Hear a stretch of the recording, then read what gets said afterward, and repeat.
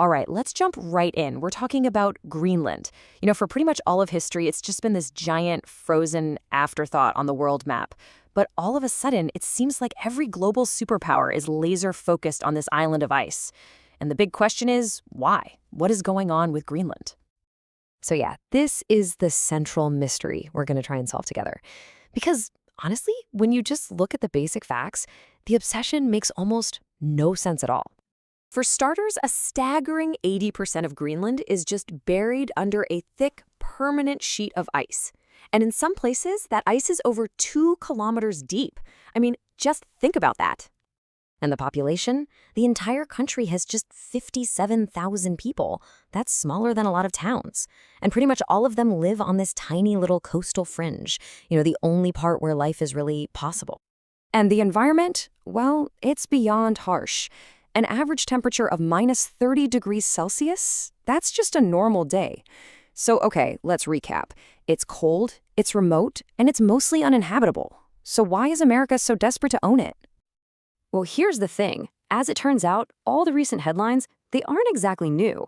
This is actually a very, very old American obsession, one that's been simmering for over 100 years. It just took a modern president to say the quiet part out loud.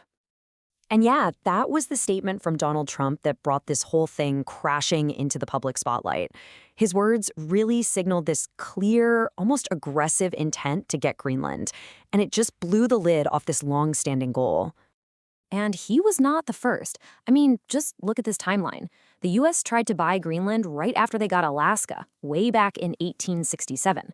They tried again in 1910.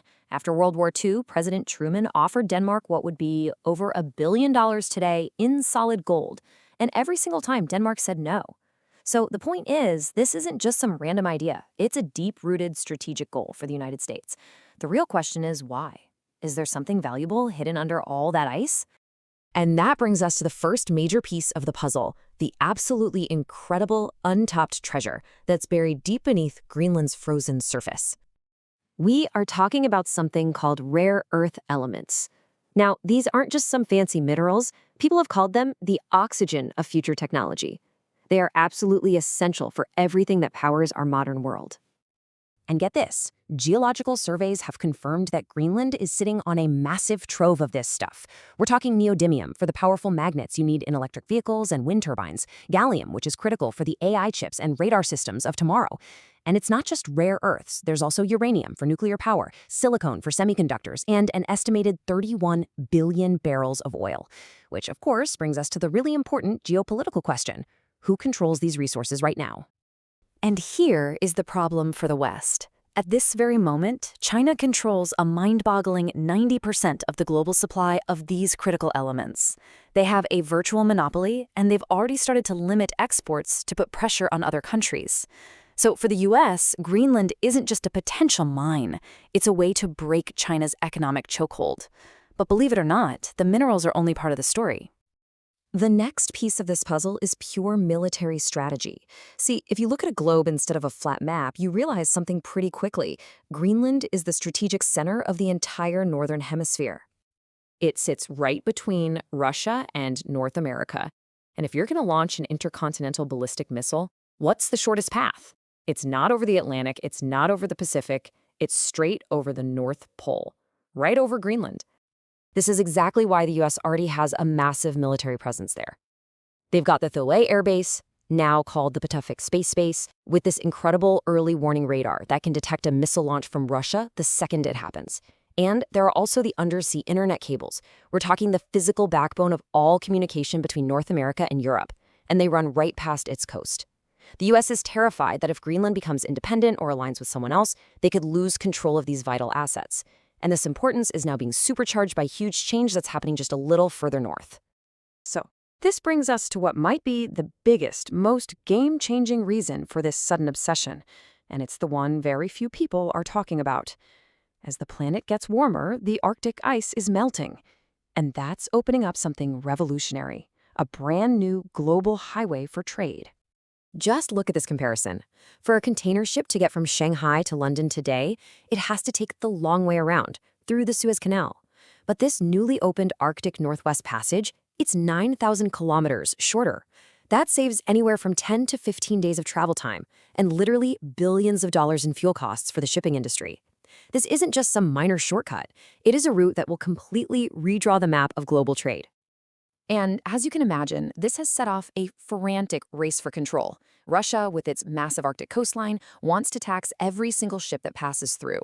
China is pouring billions into building what it calls a polar Silk Road. And America?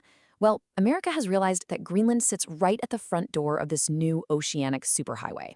If the US owns Greenland, it can effectively build a toll plaza for the future of world trade.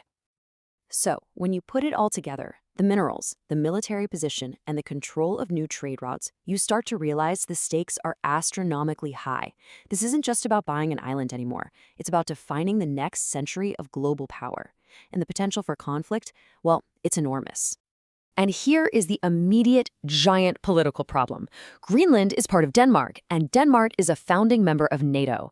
Now, the core principle of NATO, the whole point, is that an attack on one member is an attack on all. If the US, the leader of NATO, were to forcibly take territory from its own ally, the entire alliance could collapse, literally overnight. And the consequences would just cascade across the globe. Sure, the US would become the undisputed Arctic superpower, but the trust between America and Europe would be completely shattered. China's mineral monopoly would be broken, but Greenland's fragile ecosystem would be devastated by mining. And maybe most dangerously of all, it would set a new global precedent that powerful nations can just take whatever they want, rolling back decades of international law. So, as the ancient ice of the Arctic melts, it's revealing not just new resources and new shipping lanes, but new and very dangerous global rivalries. The fate of this frozen island is now tied to the fate of the entire world, and the decisions that are made about Greenland, whether through diplomacy or by force, are going to be a key test for all of us, determining if the next century in the Arctic will be one of cooperation or the beginning of a new era of great power conflict.